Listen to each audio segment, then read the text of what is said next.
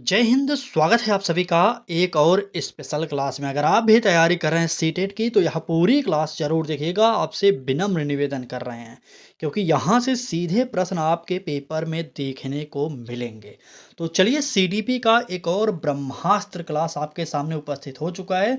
कुछ महत्वपूर्ण प्रश्नों को देख लीजिए क्योंकि आज की यह क्लास मिस मत करिएगा। आपसे हाथ जोड़कर निवेदन करते हैं। चलिए क्लास को शुरू करेंगे। आज हम पियाजे, कोहलबर्ग, वाइगोत्स्की, जीन पियाजे, इनकी जो इम्पोर्टेंट बातें हैं उनको बताएंगे और साथ में इनसे बनने वाले महत्वपूर्ण प्रश्नों की चर्चा भी करेंगे। ठीक है, तो ये रहा क्लास का पहला प्रश्न। चलिए देखते हैं, ये रहा। चलिए, पहला ही प्रश्न जीन पियाजे से आ गया। देखिए, कह रहा है कि पियाजे के अनुसार संरक्षण की अवस्था अवधारणा जो है, संरक्षण की अवधारणा किस अवस्था में विकसित होती है। आपको जीन पियाजे के बारे में पता नहीं होगा तो ध्यान से देखिएगा। ठीक है, यहाँ पर पहला ऑप्शन कह रहा है कि संवेदी गतिक अवस्था, दूसरा ऑप्शन कह रहा है कि पूर्व संक्रियात्मक अवस्था, तीसरा ऑप्शन कह रहा है ठोस संक्रियात्मक अवस्था और चौथा कह रहा है कि औपचारिक संक्रियात्मक अवस्था। सबसे पहले जान जाइए कि जीन पियाजे ने संज्ञानात्मक विकास का सिद्धांत दिया था और इसी सिद्धांत के अंतर्गत इन्होंने इन चार अवस्थाओं का वर्णन किया था। तो इन चारों अवस्थाओं को क्रम से जान जाइए। पहली अवस्था थी इनकी जो है संवेदी गतिक अवस्था। इसकी उम्र जो है जन्म से 2 वर्ष तक की थी। ठीक है, ध्यान दीजिएगा। और दूसरी अवस्था जो थी इसमें, वो थी पूर्व संक्रियात्मक अवस्था, जिसकी अवस्था की उम्र होती है क्या, 2 से 7 वर्ष तक की। और तीसरी अवस्था थी ठोस संक्रियात्मक अवस्था, जो थी 7 से 11 वर्ष तक। और आखिरी और चौथी थी हमारा औपचारिक संक्रियात्मक अवस्था, जो था 11 वर्ष से ऊपर। कहीं कहीं पर 11 से 14 वर्ष भी लिखा रहता है। नोट करिएगा, 11 वर्ष से ऊपर की अवस्था को औपचारिक संक्रियात्मक अवस्था कहा जाता है। समझ गए? तो आइए अब प्रश्न पर। अगर पूछा जाए आपसे कि संरक्षण की अवधारणा किस अवस्था में विकसित होती है, तो यहाँ पर देखिए ऑप्शन के अकॉर्डिंग देखा जाए सबसे बेस्ट जो होगा वह होगा क्या, ठोस संक्रियात्मक अवस्था। इसे मूर्त संक्रियात्मक अवस्था भी कहा जाता है, ये जानते रहिएगा। ठीक है, तो पहले प्रश्न का उत्तर जो होगा सी वाला ऑप्शन सही हो जाएगा। चलें, प्रश्न में कहा जा रहा है कि वाइगोत्स्की के सिद्धांत में जोन ऑफ प्रॉक्सिमल डेवलपमेंट, जिसे शॉर्टकट में जेड कहा जाता है, इसका अर्थ क्या होता है ये आप बताइए। ए ऑप्शन कह रहा है कि छात्र जो अकेले कर सकता है, बी ऑप्शन कह रहा है कि छात्र जो कभी नहीं कर सकता, सी ऑप्शन कह रहा है कि छात्र जो सहायता से कर सकता है और डी ऑप्शन छात्र की बुद्धि का स्तर। तो नोट करिएगा, सबसे पहले यहाँ पर एक प्रश्न और बन सकता है कि जेड का फुल फॉर्म क्या होता है। तो जेड का जो फुल फॉर्म होता है यह होता है जोन ऑफ प्रॉक्सिमल डेवलपमेंट। ठीक है, अब इसके उत्तर की अगर बात किया जाए, देखिए छात्र अकेले नहीं करेगा क्योंकि जो वाइगोत्स्की थे इन्होंने सामाजिक सांस्कृतिक विकास का सिद्धांत दिया था। जब इन्होंने समाज की बात की थी तो नोट करिए, समाज में बहुत सारे लोग रहते हैं, तो यहाँ पर अकेले कार्य नहीं होगा। बी ऑप्शन कह रहा है कि छात्र जो कभी नहीं कर सकता, तो ऐसा कोई कार्य नहीं है जो छात्र नहीं कर सकता, हमें ये मानना पड़ेगा।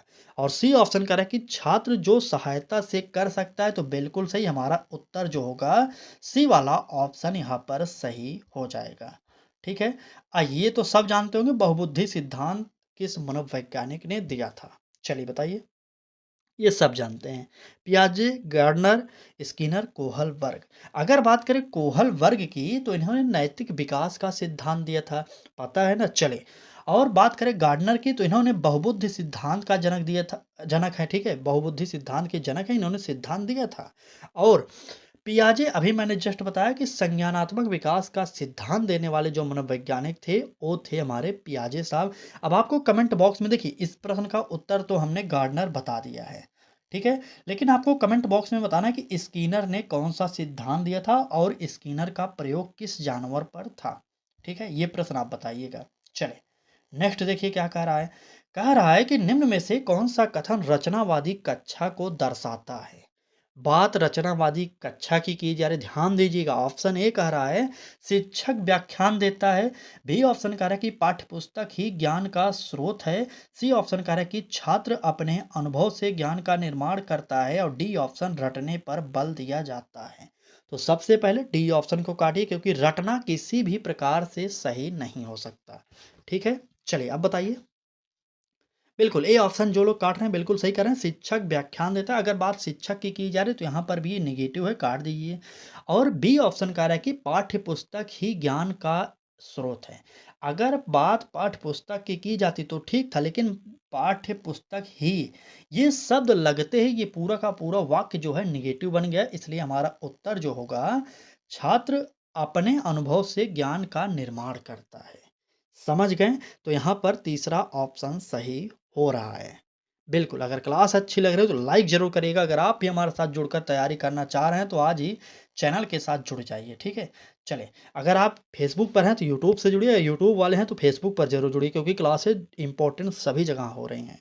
चलिए, अगला प्रश्न देखिए, कह रहा है कि कोहल वर्ग का नैतिक विकास सिद्धांत मुख्यतः आधारित है। अभी मैंने बताया था कोहल वर्ग ने कौन-सा सिद्धांत दिया, अब सिद्धांत से भी प्रश्न आ गया। तुरंत बताइए। ए ऑप्शन कह रहा है कि भावनात्मक विकास पर, बी ऑप्शन कह रहा है कि सामाजिक विकास पर, सी ऑप्शन नैतिक तर्क पर और डी ऑप्शन व्यक्तित्व विकास पर। चलें, देखिए हमारा सिद्धांत ये रहता है कि आपका समय कम लगे और प्रश्न आपको अधिक से अधिक मिल जाए, ठीक है? इसलिए क्लास की स्पीड थोड़ी-सी तेज़ रहती है और जो भी आपकी डिमांड हो, जो भी समस्या हो, आप लास्ट में कमेंट करेंगे, ठीक है? चलें, अगर बात कोहल वर्ग के नैतिक विकास की जाएगी तो नोट करिएगा, अभी मैंने क्या बताया था, नैतिक तर्क पर इनका सिद्धांत आधारित होगा। जब भाई नैतिक विकास का सिद्धांत दिए तो इनका तर्क भी वही होगा नैतिक वाला ना, तो बिल्कुल यहाँ पर तीसरा ऑप्शन यहाँ पर सही हो जाएगा। चलिए, नेक्स्ट देखिए क्या कह रहा है हमारा प्रश्न। कह रहा है कि समावेशी शिक्षा का मुख्य उद्देश्य है। समावेशी शिक्षा का मुख्य उद्देश्य क्या है, ये आपको बताना है। ए ऑप्शन कह रहा है कि विशेष विद्यालयों की स्थापना, बी ऑप्शन कह रहा है कि केवल प्रतिभाशाली छात्रों को पढ़ाना, सी ऑप्शन कह रहा है कि विविधताओं को स्वीकार कर सभी को शिक्षा देना और डी ऑप्शन कह रहा है कि कमजोर छात्रों को अलग करना। चलिए, प्रश्न संख्या 6 का उत्तर सब लोग बताएंगे। चलिए, एक तरफ से कमेंट करिए सभी लोग। बिल्कुल सही। देखिए, अगर यहाँ पर बात किया जाए ए ऑप्शन की तो कह रहा है विशेष विद्यालयों की स्थापना। समावेशी शिक्षा कभी भी यह नहीं कहती कि इस विशेष विद्यालयों की स्थापना की जाए, ठीक है? इसलिए हमारा ए ऑप्शन कट जाएगा। बी ऑप्शन कह रहा है कि केवल प्रतिभाशाली छात्रों को पढ़ाना। अगर भाई साहब सिर्फ प्रतिभाशाली बच्चों को ही पढ़ाएँगे तो कमज़ोर बच्चे कहाँ जाएँगे? इसलिए बी ऑप्शन काटिए, क्योंकि समावेशी शिक्षा ऐसी बात नहीं करती, ठीक है? और देखिए डी ऑप्शन कह रहा है कि कमज़ोर छात्रों को अलग करना, तो बिल्कुल नहीं, हमारा सी ऑप्शन यहाँ पर सही होगा, विविधताओं को स्वीकार कर सभी को शिक्षा देना। समझ आया? बिल्कुल। तो चलिए नोट कर लीजिए और तुरंत आगे आइए, देखते हैं क्या कह रहा है हमारा अगला प्रश्न। ये प्रश्न कह रहा है कि बुद्धि का द्विकारक सिद्धांत किसने दिया था? गार्डनर ने दिया था, थॉर्नडाइक ने, स्पीयरमैन ने या गिलफोर्ड ने? गिलफोर्ड ने अपसारी चिंतन का प्रयोग किया था, आप लोग नोट करेंगे, ठीक है? अगर बात द्विकारक सिद्धांत की जाएगी तो इसका उत्तर कितने लोग सही दे रहे हैं बताइए? भाई साहब जो लोग ए ऑप्शन बता रहे हैं, गार्डनर ने बहुबुद्धि का सिद्धांत दिया था, यहाँ पर द्विकारक सिद्धांत है। तो द्विकारक सिद्धांत देने वाले जो मनोवैज्ञानिक थे वो थे हमारे स्पीयरमैन। समझ गए ना? स्पीयरमैन, बिल्कुल। चलिए, नेक्स्ट देखते हैं क्या कह रहा है। यहाँ पर अगले प्रश्न में कहा जा रहा है कि निम्न में से कौन सा अधिगम का स्थानांतरण का उदाहरण है? अधिगम का स्थानांतरण का उदाहरण है, ट्रांसफर ऑफ लर्निंग जिसे आप कहते हैं इंग्लिश में, वो आपको बताना है। ए ऑप्शन कह रहा है कि कविता याद करना। हमने आपको क्या बताया था कि याद करना, स्मरण करना, रटना, ये सब नेगेटिव होते हैं, तुरंत काटिए। बी ऑप्शन कह रहा है कि गणित का सूत्र भूल जाना। ये क्या सही हो सकता है? चलिए अभी थोड़ी देर के लिए छोड़ेंगे इसे। सी ऑप्शन कह रहा है कि साइकिल चलाना सीखने के बाद स्कूटर चलाना, ये भी हो सकता है। परीक्षा में नकल करना, ये नहीं होगा। चलें, बी और सी, प्रश्न संख्या 8 का उत्तर बताइए, बी या सी कौन सा सही होने वाला है? चलिए तुरंत बताइए। बिल्कुल, बिल्कुल। प्रश्न संख्या 8 का बी या सी, कुछ लोग सी, कुछ लोग बी, मिला-जुला आंसर। तो नोट करिएगा यहाँ पर, बिल्कुल, बिल्कुल। चलिए, गणित का सूत्र भूल जाना ये नेगेटिव होगा हमारा, यहाँ पर उत्तर जो होगा, अधिगम का स्थानांतरण यहीं पर तो हो रहा है। पहले बालक साइकिल चलाना सीखने के बाद स्कूटर चलाना सीख गया। कोई नकारात्मक नहीं हुआ ना, सकारात्मक हो बिल्कुल। चलिए, सी ऑप्शन, इस प्रश्न का उत्तर सी ऑप्शन सही हो जाएगा। चलें आगे। बिल्कुल, आप लोग कमेंट बॉक्स में कमेंट करते रहिए, कौन सा सही होगा, कौन सा गलत है, बताते रहिए। इससे क्या होता है आपको याद हो जाता है प्रश्न। ठीक है, नेक्स्ट देखिए क्या कह रहा है, स्किनर का सिद्धांत किस प्रकार के अधिगम से संबंधित है। अभी मैंने आपसे पूछा था स्किनर ने कौन सा सिद्धांत दिया था, आप बताए नहीं अभी तक, बताइए। स्किनर ने चूहे पर प्रयोग किया था, ये आपको पता होना चाहिए। चलिए, ए ऑप्शन कह रहा है कि निरीक्षण अधिगम, बी ऑप्शन अंतर्दृष्टि अधिगम, सी ऑप्शन परीक्षण एवं त्रुटि और डी ऑप्शन कह रहा है कि प्रचालन अनुबंधन। चले, स्किनर का सिद्धांत किस प्रकार के अधिगम से संबंधित है, चलिए बताइए। बिल्कुल, बिल्कुल। देखिए, अगर बात किया जाए स्किनर का सिद्धांत तो प्रचालन जो अनुबंधन है इससे संबंधित है, डी ऑप्शन हमारा सही हो जाएगा। समझ आ गया? बिल्कुल। चलिए नेक्स्ट चलिए। प्रश्न संख्या 10 कह रहा है कि निम्न में से कौन सा प्रेरणा का आंतरिक स्रोत है? पुरस्कार है, प्रशंसा है, सीखने की जिज्ञासा या दंड का भय? तो दंड का भय काट दीजिए। ठीक है? चलिए बताइए अब ए, बी, सी में से उत्तर कौन सा होगा क्योंकि दंड का भय नेगेटिव है। चलिए, प्रश्न संख्या 10 देखिए, पुरस्कार बाहरी जो है प्रेरणा होता है और प्रशंसा भी बाहरी होती है, लेकिन अगर बात किया जाए सीखने की जिज्ञासा की तो यह होता है हमारा आंतरिक स्रोत। आप लोग नोट करेंगे तीसरा ऑप्शन यहाँ पर सही होगा। देखिए, अभी तक 7-8 मिनट हुआ होगा, लगभग 10 प्रश्न ने आपको प्रोवाइड कर दिया है। इसी प्रकार से पूरी क्लास को जरूर देखिएगा क्योंकि आज हम सीडीपी का निचोड़ प्रोवाइड करने वाले हैं आपको। ठीक, चलिए बात अगले प्रश्न की जाए। कह रहा है कि बाल केंद्रित शिक्षा का मुख्य आधार है, क्या आधार होगा? शिक्षक की सुविधा, पाठ्यक्रम की कठिनाई, बच्चे की रुचि और आवश्यकता, परीक्षा परिणाम। परीक्षा परिणाम काटिए, ए बी सी में से उत्तर बताइए। चलिए तुरंत बताइए, बाल केंद्रित शिक्षा का मुख्य आधार। अगर बात बाल केंद्रित शिक्षा की जाएगी तो आपको नोट करना पड़ेगा बालक ही सर्वे सर्वा होता है। ठीक है, ये ऑप्शन क्या कर रहा है? शिक्षक की सुविधा, शिक्षक की सुविधा नहीं होगा, बालक की सुविधा के अनुसार होगा, ये ऑप्शन कट जाएगा। पाठ्यक्रम की कठिनाई बिल्कुल नहीं होगा, हमारा सी वाला ऑप्शन सही होगा, बच्चे की रुचि और आवश्यकता। ठीक है, बिल्कुल। चलिए, ध्यान से शब्दों को पकड़िए क्योंकि आप पेपर में बैठेंगे तो शब्द ही आपको उलझाएँगे, समझ जाइए अभी भी समय है। चलिए नेक्स्ट देखिए, कह रहा है कि अधिगम अक्षमता का संबंध किससे नहीं है? यहाँ पर नहीं की बात किया गया, नेगेटिव मतलब 3 अधिगम अक्षमता है और 1 जो है नहीं है। पहला ऑप्शन कह रहा है पढ़ने में कठिनाई, बी ऑप्शन कह रहा है लिखने में कठिनाई, सी ऑप्शन कह रहा है कि गणना में कठिनाई और डी ऑप्शन कम बुद्धि।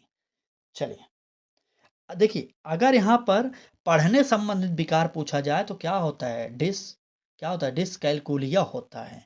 और अगर लिखने संबंधित विकार पूछा जाए तो डिसग्राफिया होता है।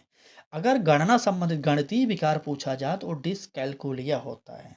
ठीक है? तो ये तीनों जो है हमारे विकार हैं, लेकिन यहाँ पर कम बुद्धि जो है ये अक्षमता नहीं है। ठीक? तो यहाँ पर ऑप्शन डी वाला हमारा सही हो जाएगा। ठीक ना? चलें, आइए नेक्स्ट देखते हैं क्या कह रहा है हमारा। कह रहा है कि भावनात्मक बुद्धि की अवधारणा लोकप्रिय की थॉर्नडाइक ने, गोलमैन ने, पियाजे ने या बिने ने? चले, भावनात्मक बुद्धि की अवधारणा लोकप्रिय किसने की थी ये आपको बताना है। तो बिल्कुल सही, यहाँ पर प्रश्न संख्या 13 का जो उत्तर होगा गोलमैन, डेनियल गोलमैन साहब ने कौन सा सिद्धांत दिया था ये भी आपको बताना है, कमेंट बॉक्स में तुरंत कमेंट करिए। चलिए नेक्स्ट देखिए, अगले प्रश्न में कहा जा रहा है कि निम्न में से कौन सा मूल्यांकन का रचनात्मक रूप है? वार्षिक परीक्षा, यूनिट टेस्ट, सतत एवं व्यापक मूल्यांकन और बोर्ड परीक्षा।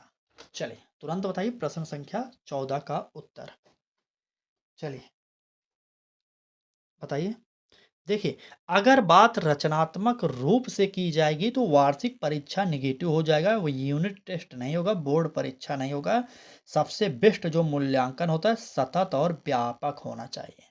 बच्चे का मूल्यांकन प्रत्येक दिन होना चाहिए, ऐसा नहीं कि साल में 1 बार हो या साल में 2 बार हो, ये गलत होता है।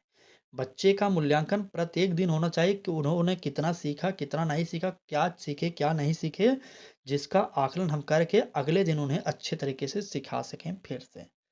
ठीक ना? बिल्कुल। चलिए, अगला प्रश्न देखिए, कह रहा है कि थार्नडाइक का प्रभाव का नियम बताता है कि थार्नडाइक ने जो सिद्धांत दिया था उसमें दो नियम थे, जैसे एक प्रमुख था एक गौण था। ठीक है, चले उसी में से ये प्रश्न बनाया गया है, गौण का नियम में से, जो अभ्यास से अधिगम होता है, परिणाम अधिगम को प्रभावित करते हैं, अंतर्दृष्टि से अधिगम होता है या अनुकरण से अधिगम होता है। चलिए प्रश्न संख्या 15, क्या बोल रहे हैं भाई साहब? चलिए ठीक है, फिर हो गया, समझ गए आप ना। चलिए ठीक है, चलिए प्रश्न संख्या 15 का उत्तर बताइए। बिल्कुल, अगर बात की जाए प्रभाव का नियम क्या बताता है, तो प्रभाव का नियम बताता है परिणाम अधिगम को प्रभावित करते हैं। ठीक, यहाँ पर बी वाला ऑप्शन सही हो जाएगा। बिल्कुल यही होगा। चलें, नेक्स्ट चलें। एक बार फिर से निवेदन करेंगे, क्लास को लाइक करिए और अपने मित्रों तक शेयर ज़रूर करिए अगर अच्छी लगी हो तो, ठीक है? चलिए नेक्स्ट देखिए, कह रहा है कि बच्चों में भाषा विकास का सर्वाधिक प्रभाव किसका होता है? आनुवांशिकता का, पर्यावरण और सामाजिक अंतःक्रिया का, बुद्धि का या आयु का? चलिए, बिल्कुल, चलिए। बिल्कुल, बिल्कुल। देखिए, ये जो लोग ए ऑप्शन बता रहे हैं भाई साहब, ये ऑप्शन नहीं होगा, सबसे बेस्ट जो होगा या होगा क्या? पर्यावरण और सामाजिक अंतःक्रिया।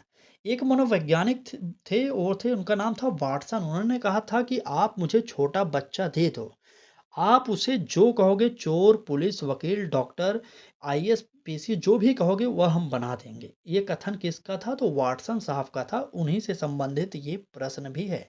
वो कैसे बनाएँगे? उससे उस वातावरण में ढालेंगे, उस प्रकार का माहौल देंगे उसे, ताकि वो बालक उसी क्षेत्र में ही जाए। ठीक ना? चलिए, नेक्स्ट देखिए, 3-4 प्रश्न और हैं, पूरी क्लास को ज़रूर देखिएगा। चलें, अगला प्रश्न कह रहा है कि निम्न में से कौन-सा अधिगम का सामाजिक सिद्धांत है? पियाजे, स्किनर, बंडूरा, थार्नडाइक। अधिगम का सामाजिक सिद्धांत है, किसका है, मतलब कौन-सा है? पियाजे, स्किनर, बंडूरा, थार्नडाइक। तो पियाजे ने कौन-सा सिद्धांत दिया था? बताइए। संज्ञानात्मक विकास का सिद्धांत दिया था। थार्नडाइक ने प्रयास एवं त्रुटि का सिद्धांत दिया था। स्किनर का सिद्धांत आप बताएँगे। बंडूरा ने ये दिया था सामाजिक विकास का सिद्धांत। उत्तर जो होगा तीसरा ऑप्शन सही हो जाएगा। ठीक है? स्किनर का फिर से कुछ लोग अभी तक नहीं बताएँ, बताइए स्किनर ने कौन-सा सिद्धांत दिया था? चलिए, चूहे पर प्रयोग किए थे, हम आपको बता दे रहे हैं, लेकिन आप सिद्धांत बताइए। चलिए नेक्स्ट देखिए, रटने की अपेक्षा समझ पर बल देना किस शिक्षण दृष्टिकोण का उदाहरण है? व्यवहारवादी, मानवतावादी, रचनावादी, अनुशासनात्मक। प्रश्न संख्या 18 का उत्तर बताइए। रटने की अपेक्षा समझ पर बल देना किस शिक्षण दृष्टिकोण का उदाहरण है? बहुत ही इंपॉर्टेंट प्रश्न है, बहुत ही इंपॉर्टेंट, नोट करिए। चलिए, सब लोग बताएँगे? बिल्कुल, अगर जो लोग व्यवहारवादी बता रहे हैं, गलत होगा। व्यवहारवादी के जनक जो थे, वो थे हमारे वाटसन साहब, इनका नाम जानते रहेंगे। लेकिन उत्तर जो होगा, वह होगा हमारा रचनावादी। ठीक? बिल्कुल, रटने की अपेक्षा समझ पर बल देता है हमारा रचनावादी। तो यहाँ पर नोट कर लीजिए, आगे बढ़िए, देखते हैं नेक्स्ट क्या कह रहा है। कहा जा रहा है कि बच्चों में नैतिक मूल्यों के विकास में सर्वाधिक सहायक है। क्या है? दंड है, उपदेश है, अनुकरण एवं वातावरण है या परीक्षा है? चलिए, बच्चों में नैतिक मूल्यों के विकास में सर्वाधिक सहायक है। देखिए, दंड तो नहीं होगा और उपदेश भी नहीं होगा, परीक्षा भी नहीं होगा। उत्तर जो होगा अनुकरण एवं वातावरण ही सही हो जाएगा। हमारा तीसरा ऑप्शन सही होगा। बिल्कुल, चलें आगे बढ़ें। अगला प्रश्न देखिए क्या कह रहा है। कह रहा है कि सीटेट के अनुसार शिक्षक की भूमिका, ये तो प्रश्न हमने करा दिया है। यहाँ पर मार्गदर्शक और सहायक दिया गया है। ठीक है ना? चलिए, तो ये रहा आज की क्लास। हमने पूरी कोशिश की कि आपका समय ज़्यादा ना लगे और आप अधिक से अधिक सीख सकें। बाकी क्लास कैसी लगी आप कमेंट बॉक्स में ज़रूर बताइएगा। अगर आप भी हमारे साथ जुड़कर तैयारी करना चाह रहे हैं तो आज ही चैनल के साथ जुड़ जाइए। आप सब्सक्राइब करिए, चाहे फॉलो करिए, जो भी करना है करिए और जुड़ जाइए और डेली हमारे साथ जुड़कर क्लासेस देखिए। ठीक है? चलिए, आज की क्लास को यहीं पर समाप्त करते हैं। क्लास कैसी लगी ये आप बताएँगे और आज की क्लास में हमने टोटल 20 प्रश्न कराए और आपके कितने प्रश्न सही हुए ये भी आप ज़रूर बताइएगा। ठीक है? चलिए धन्यवाद।